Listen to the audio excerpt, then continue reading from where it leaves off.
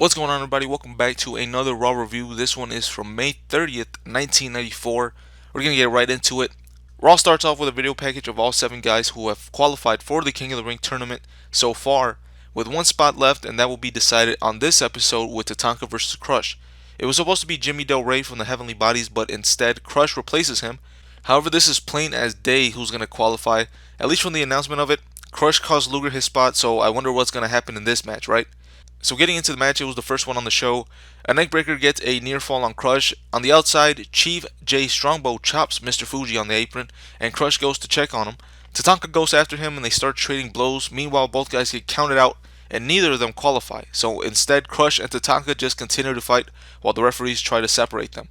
Because they bring it up in the King of the Ring update, I guess I'll finally mention it here.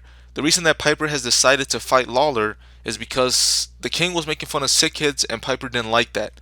So he needed the WWF to agree to help those same kids and he would come fight at the pay-per-view. So I'm going to spoil it a little bit here because I've already gotten to the point where I saw the King of the Ring pay-per-view itself and I've watched the review from the OSW guys. Supposedly, Jerry the King Lawler said nothing about these kids. Now, when I first typed up these notes, I thought Jerry Lawler just gave like a one-off comment, maybe in one or two of the King's Court segments that I just didn't pay attention to because sometimes he just starts off those King's Court segments by telling jokes that really fall flat, so I never pay attention to that. So when I made these notes, I was like, oh, that's why Piper and Lawler are having this match at pay-per-view. So I thought it was explained here, but turns out Lawler had not said anything about any sick kids, and Piper mentioned this. So then Lawler is actually going to bring this up in another King's Court, which is I think it'll be in this King's Court. But on this show, when Piper had mentioned that the King had said something about sick kids, that had not actually been said. Thanks to the OSW review guys for pointing that out because I would have just kept on going. But yeah, Lawler had to actually say stuff about kids for it to make sense because that's what Piper had already pointed out, and that was not the case. So moving on from that, Ted DiBiase is at a funeral parlor. He teases that he has The Undertaker back under his control. If you remember, it was Survivor Series 1990 where The Undertaker made his debut on Ted DiBiase's team, so Taker would have a reason to join DiBiase again. We'll see where they go from there. Undertaker hasn't been seen since the Royal Rumble of this year, 1994, obviously. People have been spotting him all over the place, but now DiBiase supposedly says that he's back. Moving on, the 1-2-3 Kid, who is in the King of the Ring tournament, gets a win over a jobber to keep his momentum going. Then we have another King's Court. Again, not my cup of tea, but I always give it a chance because the King is alright on the mic, so it just depends on who his guest is. This week it's Bret Hart, and before Lawler brings him out, he makes fun of Stu and Helen Hart for being old. And to be honest, karma has been kind to the King because he's like 70 years old and he looks the same now as he did back then. Quick trivia without searching it: who is Jerry Lawler's cousin? The hint for that one is that he's a former Intercontinental Champion. The King brings out his second guest, and this time it's Diesel and Shawn Michaels. They trade words. Bret says he'll show him why he's the best there is, the best there was, and the best there ever will be. And Diesel says that he's going to give Bret the VIP treatment, that being very intense pain. I know, right? For a guy who has Shawn with him, that's all he could come up with. Bret tries to say a couple more things until Shawn punches Bret and Diesel hits him with the jackknife. Then all 3 guys start beating down on the Hitman, including the King, as they get ready for their match at the King of the Ring. Following that, the Smoking Guns get the win over a couple jobbers. Not sure what they're doing at the pay-per-view, if anything.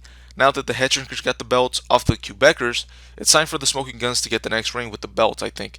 Then we get an update on what happened with Crush and Tatanka from earlier. Todd Pettengill tells us that Jack Tunney just called him and told him that next week there will be a rematch, and this time it will be a lumberjack match, and there must be a winner. So unfortunately for Owen, he isn't going to get a bye. He's still going to have to face one of these guys in the first round. Jeff Jarrett then out next in another squash match where he picks up a win, this time with a figure 4. He is also in the King of the Ring tournament, and he's also feuding with Doink, who he cost a chance to be in the tournament last week. To end the show, Jerry Lawler again is supposed to tell us who will be his guest on the King's Court next week. He teases that his guest is from Scotland, that he wears a dress, and wears a shirt with Hot Rod on it. So I'm not going to spoil it here who it's going to be. I mean, you guys can make your own assumptions there.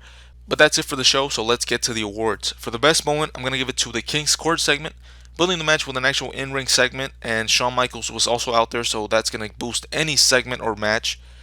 For the worst moment, the end of the Crush and Tatanka match, I get they needed to extend this a couple more weeks, but the fact that it ended via countout so that they could just rematch this next week in a lumberjack match is whack.